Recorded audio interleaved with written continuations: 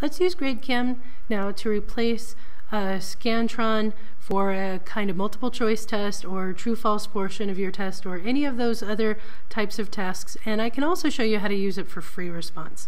So your assignments when you first get started will probably be blank, so you'll need to click on Create. We're going to make, say, a chemistry pretest. And before I print a bubble sheet for my students to use, I need to decide what types of questions I have. So let's say that my first 3 questions are true-false. So I select which questions I want to change, and then change the type to true-false questions. And then my very last question is going to be an essay question that I use a scoring rubric for. So I change that to have points 1 through 5, and it's grayed out so that the students don't bubble those in. Oh, whoops, I changed too many. Put these back to true false.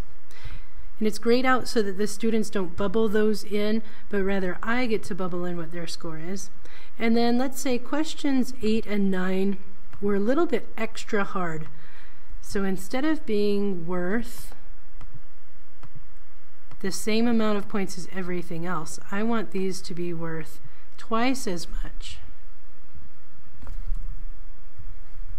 Okay, so then I bubble in what the right answers are, or instead of bubbling, another option is to print out the form for yourself.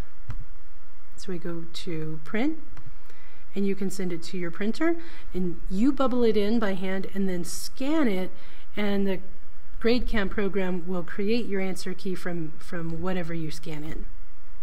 All right, but notice here, some of my bubbles say true and false, just like I wanted it to. Then I have choices A, B, C, D, E. And then for question 10, I get my scale score or rubric score. And then I'm going to print this one to PNG, because that way it creates a picture of the bubbles that I can paste into any document. So I have a document here where I want my students to write their name and the date at the top of their paper, then bubble in the parts of their test that are bubbles. Oh, I don't want that bubble sheet. I want this one with true and false and my rubric score at the last one. And then I have a portion here where I'm going to type some free response questions. So question 11 is going to be an essay, and then question 12 is going to be a short answer, and then question 13 should be a question about problem solving. So now I have a test where I've got all of the different types of questions, higher level and lower level, so that I can get at all of the content that I want. It's all on one page. You can also take this and make it smaller so that it's not taking up all of this space, and you know how to manipulate pictures in your test. You can move your bubbles around, just don't make it too small so that it's hard for the camera to read.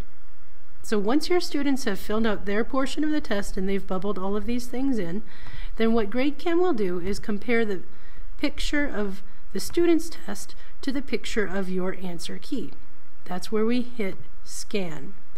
So now if we're scanning things in, let me show you an assignment that I already have, because if we're scanning things in and we're on this page, we'll see all of the scores for the class. So let's look at chemical equations quiz.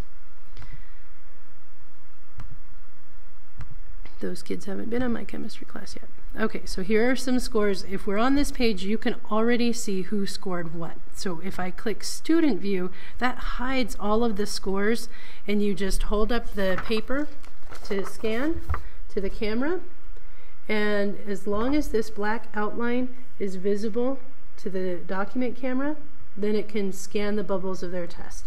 Now this one's going to have a hard time because I didn't bubble anything in on here. So it might say something like, hey, you forgot to bubble your ID, or it just will sit there and not scan because there's no information on this paper.